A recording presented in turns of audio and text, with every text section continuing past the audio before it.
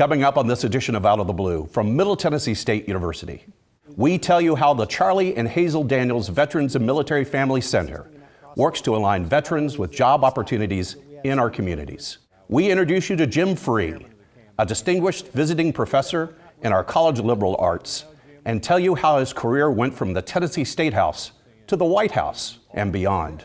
And we explore the research by one of our psychology professors into the practice of talking to yourself and what it says about those who take part in such a habit. I'm Andrew Oppmann, and this is Out of the Blue.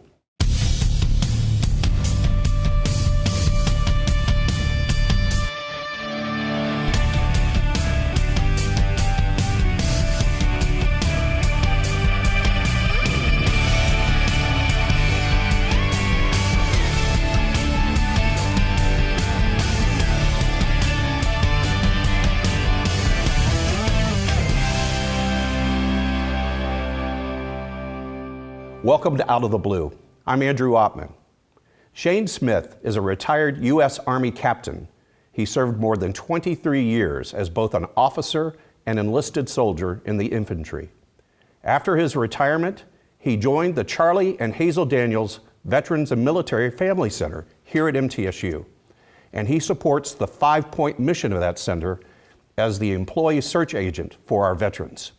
He initiates, builds, and maintains corporate relationships that ensure our graduating veterans get access to the best employment opportunities. That's a heck of a job. It really is, and it's a great way to continue to serve our veterans. Well, we're glad to have you on Out of the Blue, and let's just talk about how this evolved from the center. The center itself is so different from what you'd find at other universities. The General Huber likes to say, and we concur, it's the best of its kind and the largest of its kind in the nation. But your job particularly is something that you don't find in every center. Why don't you describe what you do as a search agent? So we want to take and make sure the veterans make the most of their college education. So we're going to partner with corporate leaders inside of Middle Tennessee to ensure that our veterans receive the best opportunities.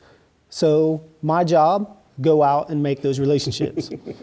Sounds ezy. It's not, is it? But it's not. Well, relationship, I think, is key, and you and I have had a personal experience on that. I have a friend out in the community, and he was talking about he needed to find some really qualified applicants for some job vacancies he had at his company, and I connected him with you. And what impressed him so much is, the pipeline that you provided him to those veterans, and that's really building those relationships is knowing you've got to know those opportunities and tell them about our great veterans, right? That's right. So what we want to do with our veterans is make sure that they get an opportunity that matches them. So we want them to have a career, not a job, where they're going to stay and they're going to be part of that new family. Let's give a shout out to some of your partners in this, because I think folks will be impressed with some of the folks that have signed up to be in these kind of relationships with you. Right. So we partner with everybody from St. Thomas Health and Ascension Healthcare to Black Box Technologies, Cavalry Logistics, Dollar General, Bridgestone, Mapco. I mean, it's really all over the place in every different field, every different industry. Yeah, we're so grateful to Charlie and Hazel Daniels, the namesakes of the center. General Huber likes to say that the money that Charlie and the support that Charlie gives us didn't go to pay for electricity and furniture and things like that. That the university's responsibility to take care of that is part of our commitment. It really went to support your efforts as a search agent. And in so many ways, it's just something that you don't find from any other center, that level of commitment.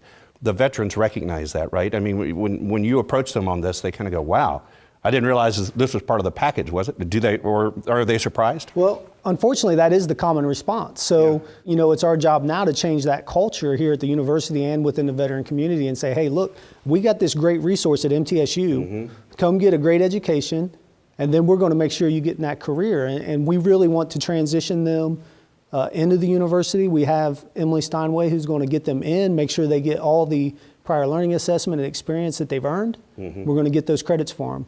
We're going to assist them all the way through the academic experience, and then we're going to find them a great career. So Emily Steinway and myself in the transition office, we're taking them from the very first day of enrollment all the way through their new career. I just think that commitment from first step on the university to the next step into the work environment and beyond is really something that's distinctive about what MTSU has to offer. I think we ought to tell our viewers just a little bit about the center itself. It's in the Keathley University Center on the I guess the ground floor, the bottom floor, but a fantastic facility, different than maybe what others might consider a more social space. It is a work environment for the veterans. Talk to me about what people see when they go through the door of the center. So the Daniels Center, the main office, it's going to take care of the students, through their certification of their benefits. We have students in there assisting in that process. So not only is it the staff members, but we have student workers, VA employees who are working to ensure that the veterans' benefits go to classes that account for credit, which is very important to us. And those students you're describing are most often student veterans. So when veterans are coming in saying, hey, I've got a problem or an issue or concern, they're saying, okay, yeah, I had that too. So a lot of that's peer-to-peer connection, right? That's right, and that's really the power of those student workers that are veterans, doing the peer-to-peer coaching, counseling, because it's a conversation they can have and they understand each other, they understand the language, and kind of the same transition points that the student veterans are going through that are needing assistance. Shane, this is a great way to serve your country and serve your fellow veterans again, isn't it? Isn't it just a wonderful way for you to find this opportunity to give back to those that served with you and that you care about? That's right, incredibly blessed. Every day I get to have an impact on people's lives.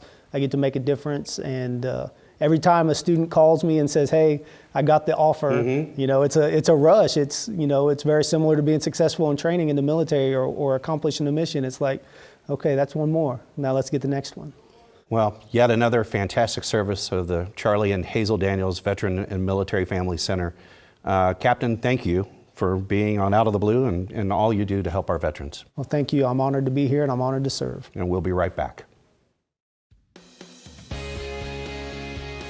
Don't underestimate me. Don't count me out. Don't limit my potential. Don't block my runway. We are Middle Tennessee State University. I exceed expectations.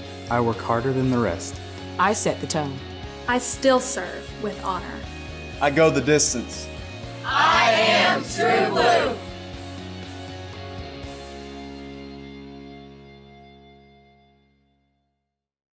Your MTSU Alumni Association has a goal of placing this pin on the lapel of all those who call this campus theirs. Let's pass that tradition on. Let's pass it on.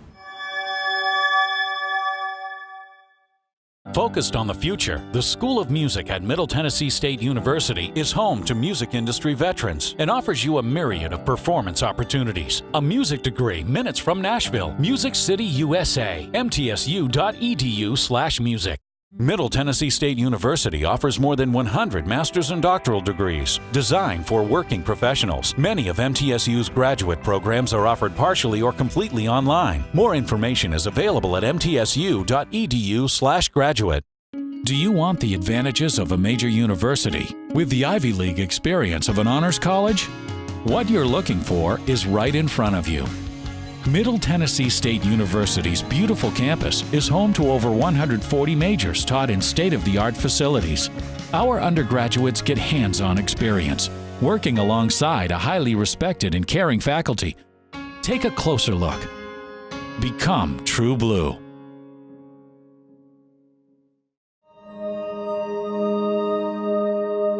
Pass the tradition on. Pass the tradition on. Pass it on.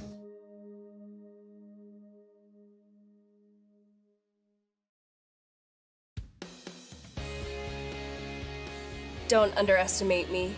Don't count me out. Don't limit my potential. Don't block my runway. We are Middle Tennessee State University. I exceed expectations. I work harder than the rest. I set the tone. I still serve with honor. I go the distance. I am True Blue.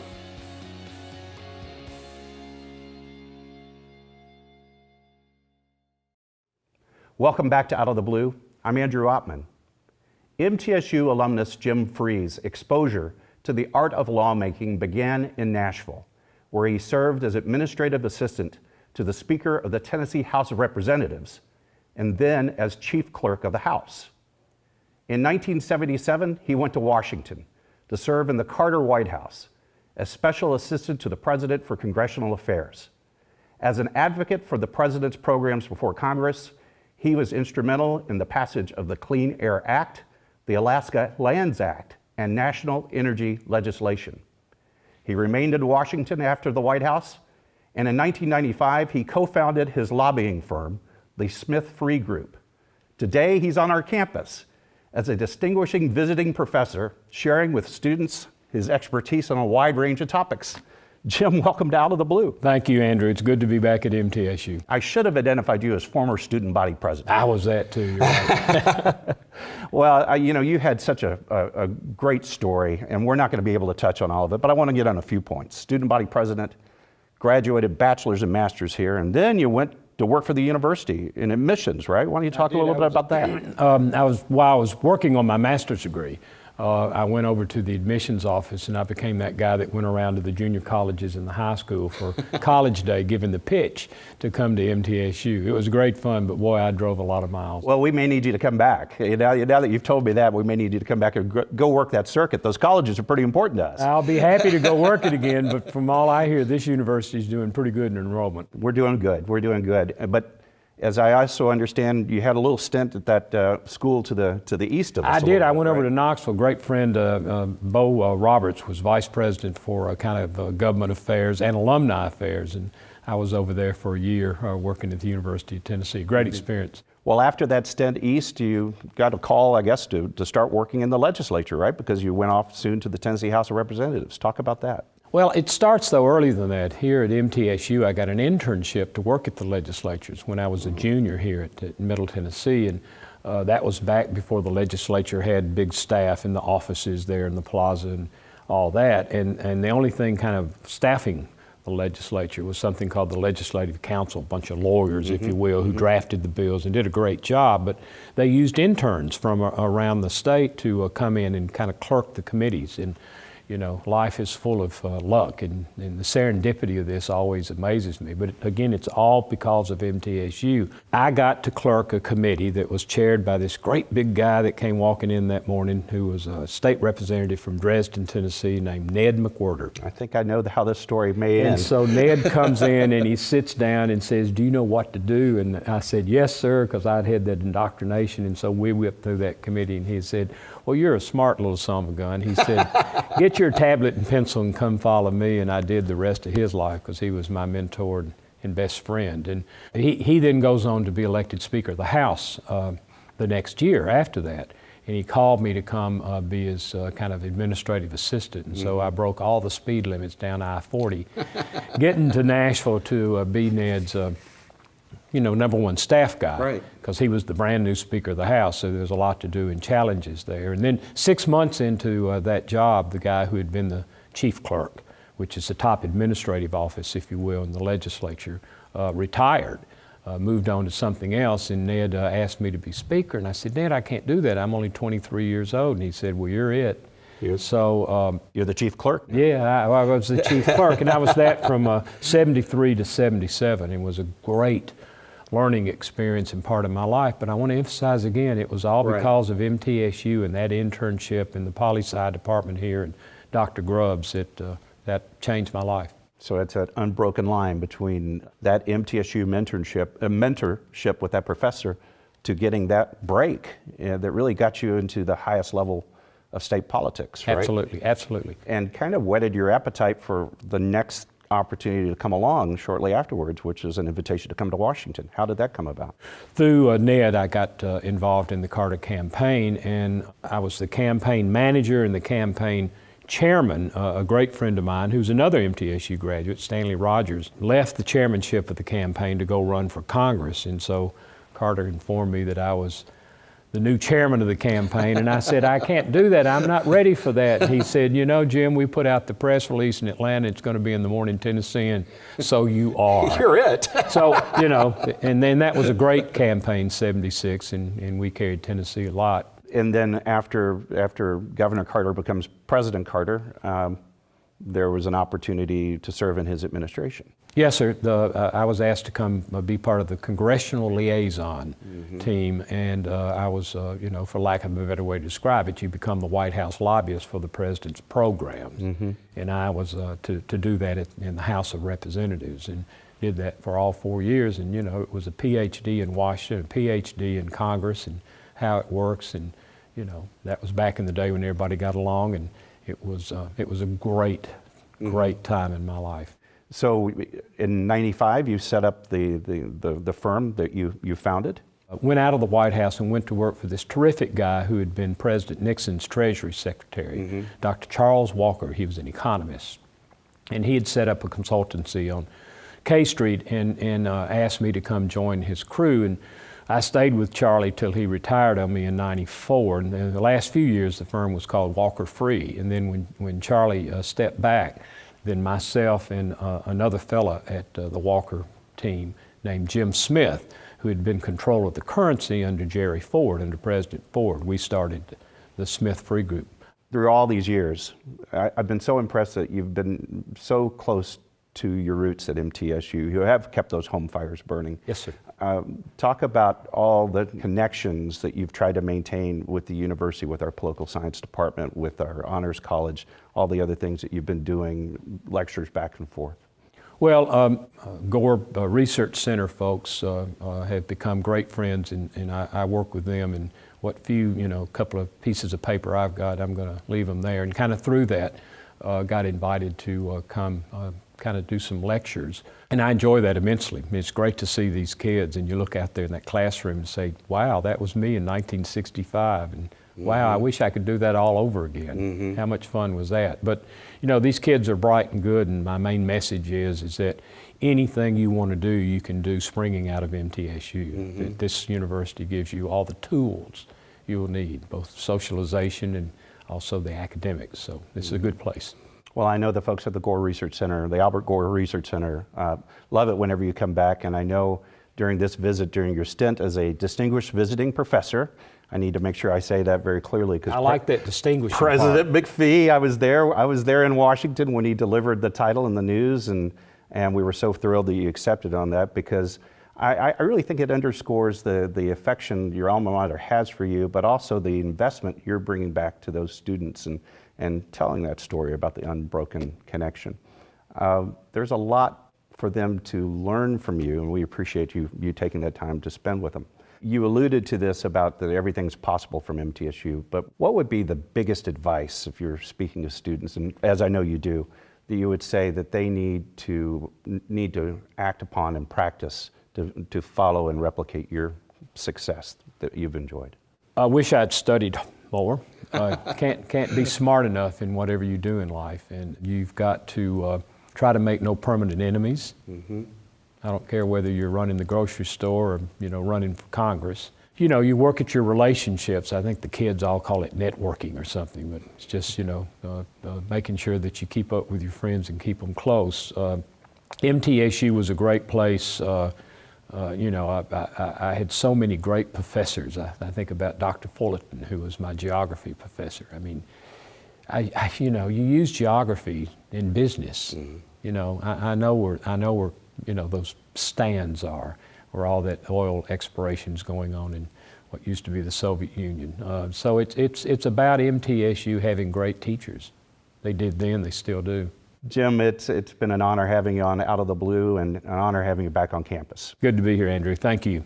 And we'll be right back. Don't underestimate me. Don't count me out. Don't limit my potential. Don't block my runway. We are Middle Tennessee State University. I exceed expectations. I work harder than the rest. I set the tone. I still serve with honor. I go the distance. I am True Blue.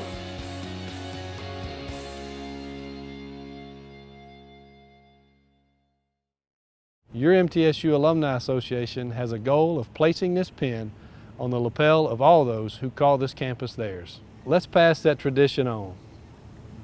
Let's pass it on. Focused on the future, the School of Music at Middle Tennessee State University is home to music industry veterans and offers you a myriad of performance opportunities. A music degree minutes from Nashville, Music City, USA, mtsu.edu/music. Middle Tennessee State University offers more than 100 master's and doctoral degrees designed for working professionals. Many of MTSU's graduate programs are offered partially or completely online. More information is available at mtsu.edu/graduate. Do you want the advantages of a major university with the Ivy League experience of an honors college? What you're looking for is right in front of you. Middle Tennessee State University's beautiful campus is home to over 140 majors taught in state-of-the-art facilities. Our undergraduates get hands-on experience, working alongside a highly respected and caring faculty. Take a closer look. Become True Blue.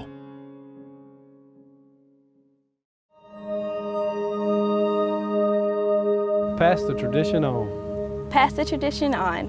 Pass it on.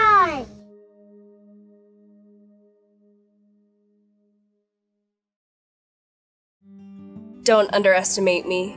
Don't count me out. Don't block my runway. We are Middle Tennessee State University. I work harder than the rest. I set the tone. I am True Blue. Welcome back to Out of the Blue. I'm Andrew Ottman. Talking to oneself might not necessarily be indicative of a problem, and researchers at MTSU are delving into why people do it. Dr. Tom Brinthop is a professor of psychology at MTSU. He studies self-talk, the practice of people talking to themselves, and he recently delivered a keynote address on that topic that summarizes both the historical and contemporary definitions of self-talk. Welcome to Out of the Blue, Professor. Thank you, Andrew. So I'm fascinated by this, and I love the research that we do at MTSU because you always find that we're studying some of the most interesting things. Talk to me about self-talk, and is it a good thing or a bad thing? It depends. like everything, that's right? the favorite psychologist answer to lots of things, is it depends. Depends on how much you're doing and also the content of it. So if I'm engaging in primarily negative self-talk, for example, extensively, then that may be a bad thing because it may dig me deeper into a depressive hole or something like that. But I don't look at it that way. I'm a personality psychologist rather than a clinical psychologist, so I'm more interested in individual differences in self-talk. And why is it that some people report talking more to themselves than other people? And so that's what we've been studying, and that's how we developed the measure that we've been using in much of our research. Well, let's talk about that measure because that sounds fascinating. How do you gauge this? We rely on self-reports, and what we did was we thought of various functions that it serves. So I take a functional view, what we call a functional view of self-talk. So what do you use it for and in what circumstances and that kind of thing. So the functions that we ended up identifying were criticizing myself, reinforcing myself, patting myself on the back, managing myself. I need to remember before I go home to stop at the bank, and social assessing, which is practicing, rehearsing, replaying things that we've said to other people, something that you might be very familiar with. Maybe I need to do more on this show. Some examples of this, like if I'm trying to motivate myself, I can do this. You can do this, Andrew. Come on, let's get this done. That's one of the examples you're talking about. That would be considered more of a positive reinforcement. It could be self-reinforcement or self-managing if you're trying to get yourself to stick to a task or perform, adequately on a task. And the negative would be something where I'm overly critical of myself. Why did I do this? The way we operationalize can't you be better than this? Yes, we operationalize it by, do you talk to yourself? Basically, we ask people, do you talk to yourself when good things happen to you, when bad things happen to you, when you're trying to figure out what you need to do, when you're replaying what somebody said to you? And so that's what we mean by that functional view. What we find is that there's a nice normal distribution. So that's a statistical term that refers to a bell-shaped curve, that most people report talking kind of moderate levels, but there are people on the edges who talk all the time. They tell us, I'm constantly talking to myself, and other people that say they rarely or never talk to themselves. So we study the whole distribution. We study the extremes as well. Look for, I'm trying to explain why do some people report being more frequent self-talkers than people being infrequent. So in studying the extremes on both ends of the scale, and I realize it's hard to generalize about anything regarding human behavior, but what does it tell you as a researcher if someone does it frequently or doesn't do it at all? What type of personality traits and habits are they exhibiting? Well, that's really the interesting question, and that's what we're trying to explore. So first we had to develop a good measure, and now that we have that, we're able to start answering some of those questions. And that's where there's a couple of hypotheses that we have that we found some evidence to support. And one is what we call a social isolation hypothesis, that if you're experiencing socially isolating activities, if you live alone or if you don't have the social skills maybe that would allow you to interact effectively with other people, then that might be a situation where you might compensate by talking more to yourself. So that could be an explanation for people that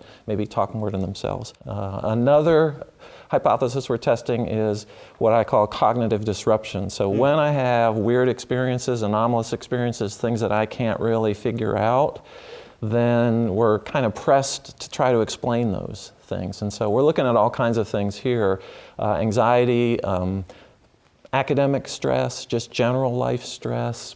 And the hypothesis and the rationale here is that if you have these disruptive, unusual experiences, that you need to basically kind of help yourself to understand them, and that should be associated with more frequent self-talk. Are there many people who study this? There are a lot of people that study the content of self-talk. So there's lots of research on whether it's positive or negative or rational or irrational and that kind of thing. But not a lot on the more individual difference side of things, the more personality. And so that's what we're trying to do. We're trying to account for that distribution. Why is it that some people... Right. And another interesting finding I'll mention is the difference between talking out loud to yourself and talking silently. And that's a distinction that researchers have made. And we've looked at that, and not surprisingly, most people say they talk silently to themselves more often than they do out loud. Because if you talk out loud, people might think you're crazy or something, right? But there's that social inhibition about it. But we found a group of about 25% of our, this is college student sample again, about 25% report talking more out loud than silently. And so we're really curious about what does that mean, and we're in the initial stages of maybe looking more focused at those two groups, because that's a little bit anomalous, that I talk more out loud to myself than I do silently. And so again, as a personality psychologist, I'm really interested in why is that, and what are some possible explanations for that pattern. How did you find this topic to explore, and how long have you been exploring it? I grew up in a large family. So I have 9 brothers and sisters, and in a large family, there's always a struggle between the social interaction and the individual and defining oneself. So I attribute my interest in that from my life experience, and have been able to draw on that a fair bit. I think there's a certain introspection and awareness of one's inner workings kind of things that may be associated with being an academic or something like that. But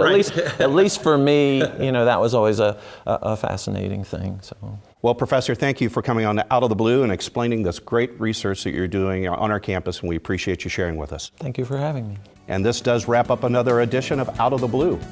You can find more stories and videos about the campus 24 hours a day by visiting our website, mtsunews.com. If you haven't been to the site in a bit, check it out again. It has been revamped and redesigned with additional content from MTSU Magazine and all of our other publications. And we invite you to follow MTSU on Facebook, Twitter, and Instagram for additional special content. I'm Andrew Ottman, and I hope you will always remain true blue.